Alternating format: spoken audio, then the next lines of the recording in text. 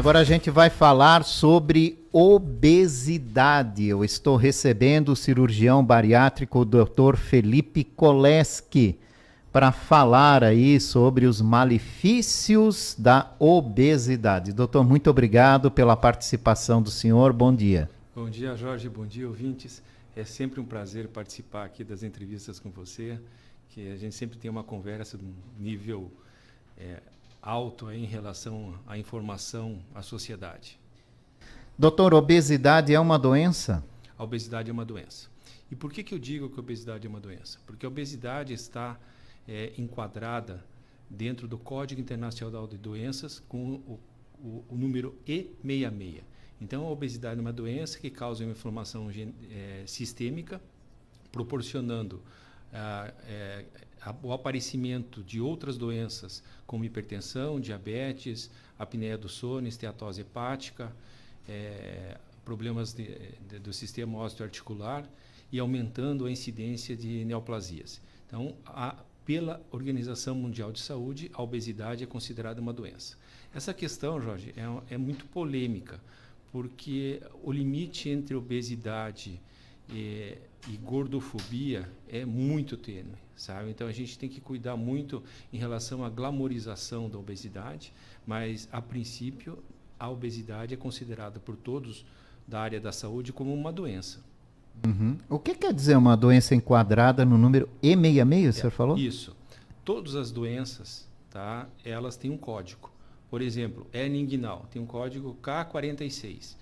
Hipertensão arterial vai ter um código. Então, aquilo que é doença, ela vai ter um código colocado pela Organização Mundial de Saúde dentro da classificação internacional de doenças, porque é uma patologia que traz malefícios ao organismo. Então, o que não é doença, por exemplo, digamos, orientação sexual, tá? Isso não é enquadrado dentro do CID. Foi retirado do CID há muitos anos atrás, então isso não é mais doença.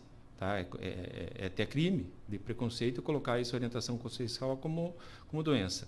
Mas obesidade é uma doença.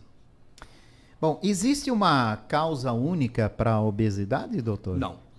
Justamente por não existir uma causa única, o tratamento é extremamente complexo. A obesidade é uma doença crônica, multifatorial e, infelizmente, recidivante. O que leva a pessoa a se tornar obesa? Fatores genéticos, comportamentais, alimentares, metabólicos, medicamentosos, psicológicos. Então, a somatória de todos esses fatores faz com que a pessoa se torne obeso. E a partir de quando eu me torno um obeso? Para a gente começar a conversar sobre obesidade, a gente tem que classificar a massa corporal da pessoa.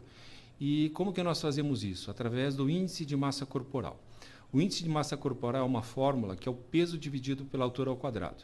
Para vocês ouvintes, aí é muito fácil vocês colocarem aí, qualquer buscador, cálculo do IMC. Então vai colocar o cálculo do IMC, você vai colocar seu peso e sua altura, e o resultado dessa equação vai ser sua massa corporal. Até 20 é baixo peso, de 20 a 25 é peso adequado, de 25 a 30 é sobrepeso, 30 a 35 é obesidade grave grau 1, 35 a 40, obesidade grave grau 2, 40 a 50, obesidade grave grau 3, maior que 50, superobesidade e maior que 60, superobesidade.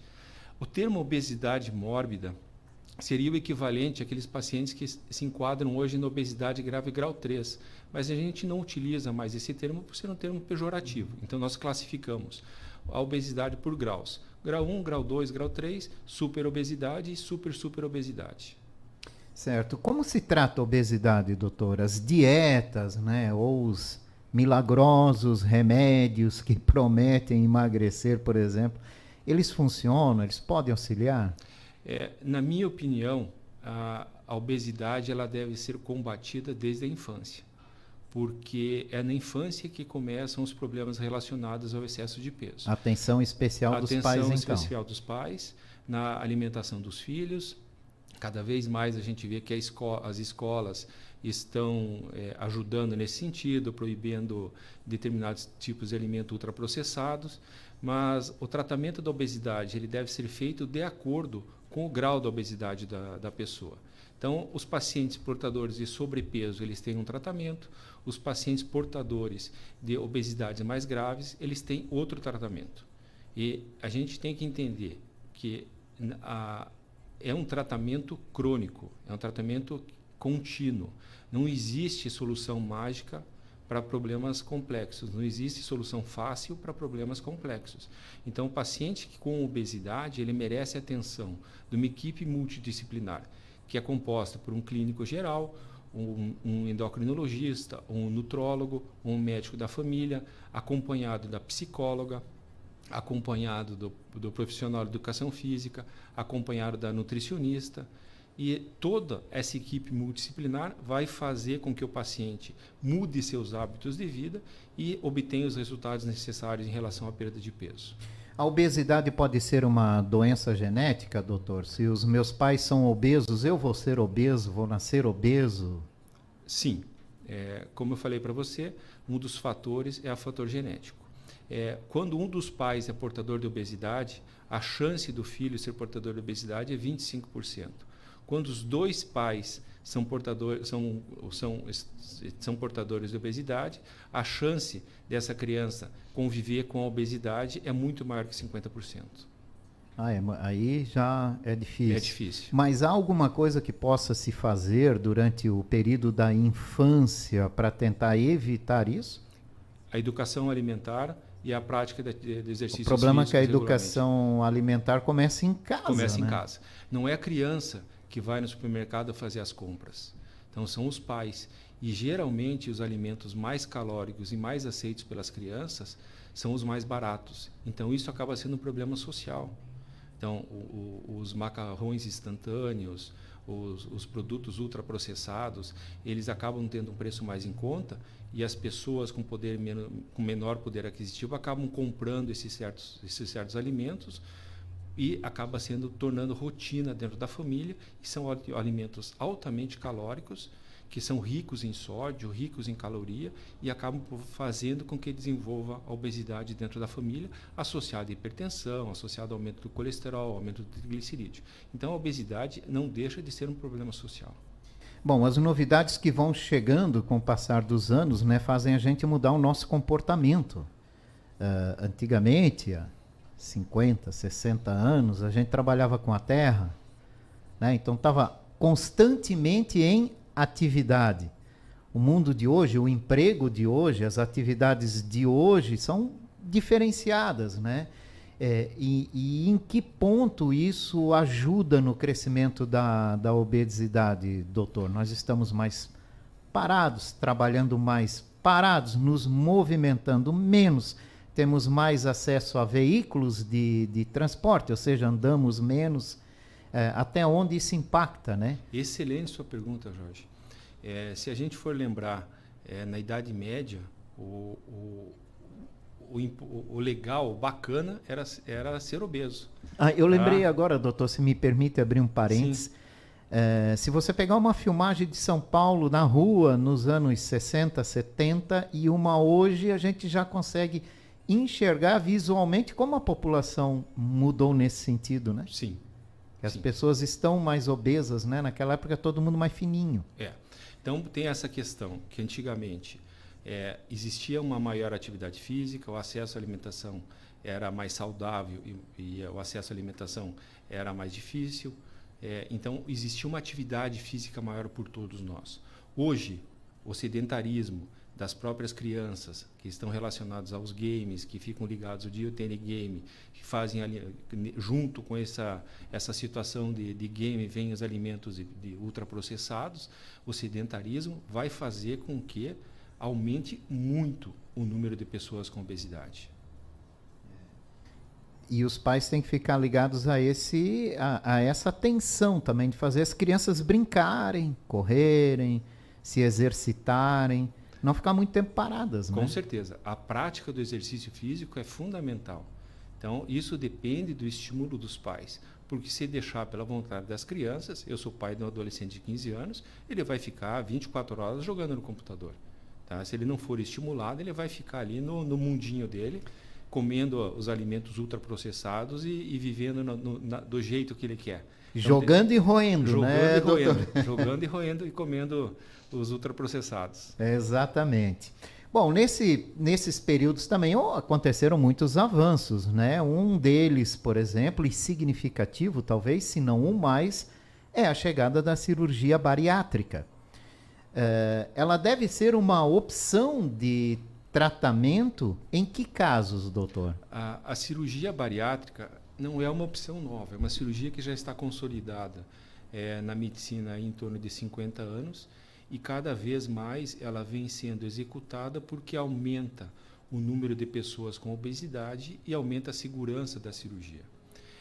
Eu faço cirurgia bariátrica desde 1999. A cirurgia que nós fazíamos em 1999 é totalmente diferente da cirurgia que nós fazemos hoje. Então, em termos de recuperação, em termos de risco, em termos de qualidade de vida no pós-operatório. Nós operamos cerca de 0,6% a 0,8% da população elegível para a cirurgia. E a gente tem que entender que a cirurgia bariátrica ela tem indicações bem claras. Quais são as indicações da cirurgia bariátrica? Pacientes entre 18 e 65 anos de idade, pacientes que têm uma obesidade estabelecida há pelo menos 5 anos, pacientes que têm uma comprovação de tratamento clínico com um médico clínico, endócrino ou nutrólogo por um período de 6 meses a 2 anos sem sucesso, e pacientes que têm um índice de massa corporal entre 35 e 40 associado a comorbidades. O que são comorbidades? São doenças agravadas pela obesidade. São 21 doenças, sendo as mais importantes a hipertensão arterial, diabetes mellitus tipo 2, esteatose hepática, que é gordura no fígado, a apneia do sono, que é aquelas pausas respiratórias que as pessoas fazem ao roncar, problemas osteoarticulares, ovário policístico. Então, esses são as doenças, as comorbidades mais frequentes. Ou a cirurgia também está indicada para aqueles pacientes que têm um IMC acima de 40, com ou sem comorbidades. Assim como tem a indicação de quem pode operar, Jorge, existe a indicação de quem não deve ser submetido à cirurgia bariátrica. Pessoas que fazem uso abusivo de álcool, a cirurgia bariátrica está contraindicada. Usuários de droga... O que pode ocorrer nesse caso, doutor? Quais são os riscos, né? Vai aumentar... Só deixa eu complementar as contraindicações, daí eu já volto à questão do álcool. Quem que não pode realizar a cirurgia bariátrica? Pessoas que previamente já fazem uso abusivo de álcool, pessoas que fazem uso de droga ilícita, pessoas que têm um distúrbio psiquiátrico grave e descompensado, pessoas que têm uma doença cardiorrespiratória que contraindique a cirurgia e pessoas que não queiram operar, porque a gente sempre deve acolher o paciente e não obrigar o paciente a fazer o determinado tratamento. Respondendo à tua pergunta, o álcool no pós-operatório ele é absorvido de forma diferente pelas mudanças anatômicas produzidas pela cirurgia. Então, uma latinha de cerveja vai equivaler a 2. Uma dose de uísque vai equivaler a 3. O que vai acontecer no pós-operatório? Naqueles momentos de ansiedade que o paciente, antes da cirurgia, buscava descontar essa ansiedade em certos alimentos, e quando a gente está ansioso, a gente vai descontar em cima de alimentos calóricos e gordurosos. Ninguém com ansiedade vai comer repolho, alface e brócolis, mas vai comer pizza, vai comer chocolate, vai comer alimentos bem calóricos. Ele não vai ter uma satisfação daquela ansiedade em relação à comida, porque ele não vai conseguir ingerir aquele alimento para liberar endorfina e se sentir bem.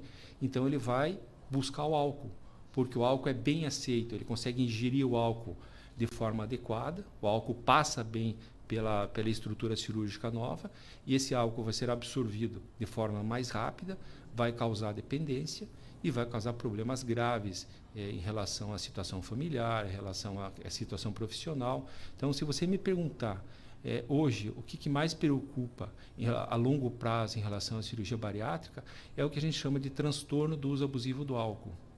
Tá? Nos primeiros anos da cirurgia bariátrica é como se fosse uma lua de mel. Eu sempre digo que para os pacientes é como um namorado novo ou namorada nova, não tem defeito. Só que a partir de determinado período pós-operatório, aquela pessoa que colocava todos os problemas da vida dela em cima da obesidade, esquece que a vida vai ter problemas pela frente, problemas financeiros, sentimentais, profissionais, familiares, e ela tem que estar preparada para trabalhar com esses problemas. Então, a cirurgia bariátrica depende de uma equipe multidisciplinar composta por uma psicóloga, por uma nutricionista, por um profissional de educação física e por um médico especializado no tratamento da obesidade. E tudo isso é um processo gradativo, né? Sim. E cada um reage de uma forma, né, doutor? A cirurgia bariátrica, ela não é a cura da obesidade. Nós sabemos que 20 a 30% dos pacientes submetidos à cirurgia bariátrica, eles podem ter recidiva da obesidade. 90% dos pacientes que têm recidiva da obesidade é por questões alimentares inadequadas. Ou seja, não conseguiram mudar. Não conseguiram mudar os hábitos. Ingestão de alimentos altamente calóricos na forma líquida e pastosa. Sorvete, chocolate, leite condensado, amendoim e cerveja. 10% por questões genéticas ou por alterações cirúrgicas. Olha só, né, para a gente ver. Por que o senhor fala que o tratamento da obesidade deve envolver a família, os amigos, os colegas, todo mundo que convive com o paciente, doutor? O envolvimento da família e do meio em que o paciente vive é fundamental. Eu tenho inúmeros casos em que a pessoa é submetida à cirurgia bariátrica, vai para casa, nos primeiros dias de dieta, ela tem que fazer uma dieta bastante restrita. São líquidos, 50, 70 ml de líquido a cada 30 minutos. Então a pessoa vai se sentir mais fraca, queira ou não, ela vai ter fome. E imagina a pessoa nessa situação de dieta e o restante da família comendo pizza, comendo sanduíche, fazendo churrasco. E a gente é movido pelos olhos e pelo nariz.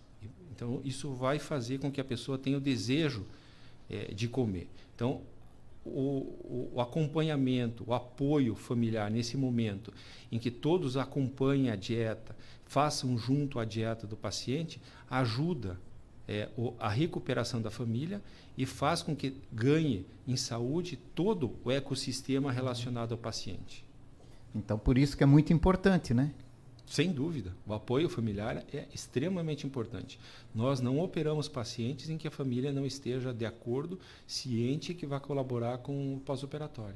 No caso da cirurgia bariátrica, doutor, o envolvimento emocional do paciente também é importante, ele ter um acompanhamento nesse sentido, afinal vai ter que mudar hábitos, né? Sim. Para aquela cirurgia poder ter um sucesso, para não entrar naquele índice dos 10, 20% aí que acabam retornando, né? Todo paciente que tem indicação de cirurgia bariátrica, ele passa por uma consulta psicológica prévia, por uma avaliação psicológica prévia de 3 a 4 consultas em que são feitos testes de personalidade para ver se esse paciente está apto para a realização da cirurgia.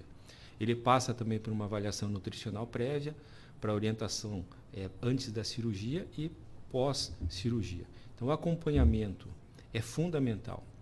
Muitas vezes os pacientes entendem assim que eles precisam de um laudo para a cirurgia. Não, eles precisam de um acompanhamento que vai ser para o resto da vida. Tá? Então eles têm que entender que a cirurgia é feita, a cirurgia vai fazer com que eles tenham uma nova oportunidade de vida com a perda de peso, com a resolução dos problemas de saúde, mas eles necessitam acompanhamento médico, psicológico e nutricional de forma contínua. Há muita procura pela cirurgia bariátrica? Bastante. E mais pela saúde ou mais pela estética? Eu diria que metade pela saúde e metade pela estética. Aumentou muito a procura, Jorge, depois da pandemia, porque as pessoas conseguiram entender mais que a obesidade realmente é uma doença.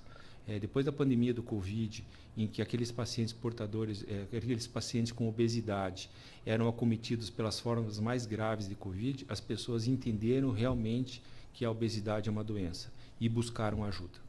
Se o portador que a obesidade é uma doença e buscaram ajuda. Se o portador de obesidade, doutor, está satisfeito com o seu corpo, ele deve fazer um tratamento mesmo assim? Hoje em dia, a nomenclatura das doenças muda muito. Uhum. Eu fui um dos defensores que era portador de obesidade. Hoje, os termos mais corretos, eu falei 2, 3 vezes aqui portador de obesidade por costume. Mas é o hábito, né? É o hábito. A gente muitas vezes tem que se policiar em relação a esses hábitos. Então, a pessoa com obesidade, se ela está satisfeita com o seu corpo, se ela está com os exames dentro da normalidade, ela não é obrigada a operar. O que ela tem que entender é que ela tem uma doença crônica e essa doença necessita acompanhamento médico. Ela não pode simplesmente glamorizar essa doença e dizer assim, eu estou com obesidade e está tudo legal. Pode estar tudo legal. A gente tem que diferenciar o que é obesidade, tá, do que é culto ao corpo perfeito. Existe uma ideação em relação ao culto do corpo ideal. Tá? Então, a cirurgia bariátrica não busca corpos perfeitos. A cirurgia bariátrica, ela busca saúde. Tá? A gente tem que entender bem o que é o desejo social de perder peso do que a necessidade real de perder peso por uma doença. É verdade. Tem que pensar assim, né? Sim. Antes de qualquer atitude. Existe um preconceito da sociedade em relação à pessoa com obesidade. Como é que cada um de nós pode ajudar a combater a gordofobia? Ninguém escolhe ser obeso. Ser obeso não é defeito e ser magro não é qualidade. A pessoa não está com obesidade porque ela é relaxada, porque ela não tem cuidados com o corpo, porque ela é descuidada. A pessoa com obesidade, ela chegou nesse ponto por questões metabólicas, por questões alimentares, por questões psicológicas. Por muito tempo se dizia que a pessoa com obesidade ela se tornaria obesa porque ela come demais. Hoje, os novos estudos da medicina mostram que é o contrário. Ela come demais porque ela é obesa. Tá? Então, o raciocínio hoje é o contrário. Então, não tem mais aquela situação de é obesa porque come demais. Não é só comida que faz com que a pessoa se torne obesa. É uma somatória de fatores. Doutor, quais são os erros mais comuns que nós cometemos, que o senhor enxerga, que podem levar à obesidade?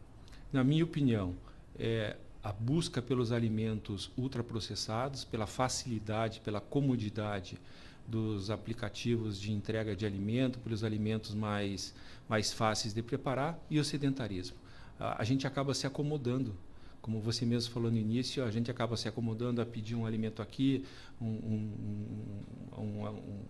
por um aplicativo, ou a gente acaba fazendo um alimento ultraprocessado, que é a forma mais rápida de fazer. Então, o que a gente precisa fazer? É descascar mais e desembalar menos. É buscar uma alimentação mais saudável e praticar exercícios físicos. Gostei do descascar mais e desembalar menos. Resume bem, né, doutor? Erros que nós pais podemos cometer que podem deixar os nossos filhos obesos.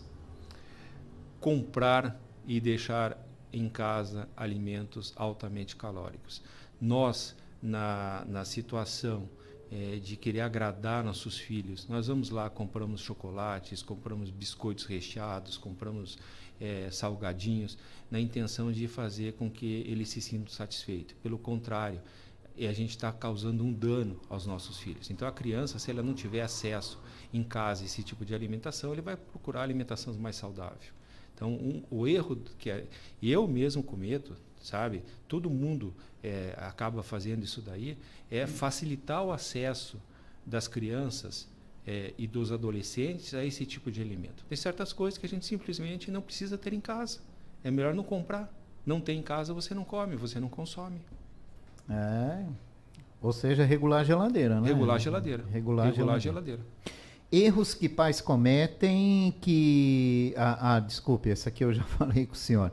Quais os perigos da obesidade infantil, doutor?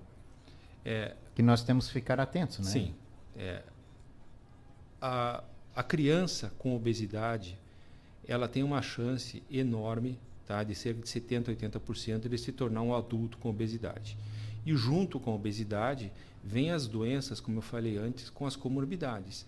A hipertensão, o diabetes, o aumento do risco dos tumores, os problemas osteoarticulares. Então, essas crianças, além do fator social, que elas são afastadas do convívio social, sofrem bullying, tem um problema relacionado a essa situação de desrespeito, de gozação dentro da escola, de brincadeiras de mau gosto, elas vão carregar uma doença que um dia a conta vai chegar. Quando ela tiver 40, 50, 60 anos, tá? Ela vai ter hipertensão, ela vai ser diabética, ela aumenta o risco de certos tipos de tumor, como tumor de pâncreas, tumor de esôfago, tumor de estômago. Então, não é uma doença que é inócua, é uma doença que vem acompanhada de uma série de outras doenças. Obesidade tem que ser levada a sério, né, doutor? Com Desde certeza, a infância. com né? certeza. Obrigado pela participação do senhor hoje aqui na nossa programação, pelas orientações e informações que o senhor trouxe para a nossa audiência. É sempre um prazer participar. Eu acho que, assim, mais uma vez eu reforço que obesidade se combate com informação. A informação é fundamental no combate à obesidade. Um abraço para vocês e estou sempre à disposição, Jorge. Felipe Koleski, cirurgião bariátrico. Falamos hoje aqui um pouquinho sobre obesidade, agora 11h32.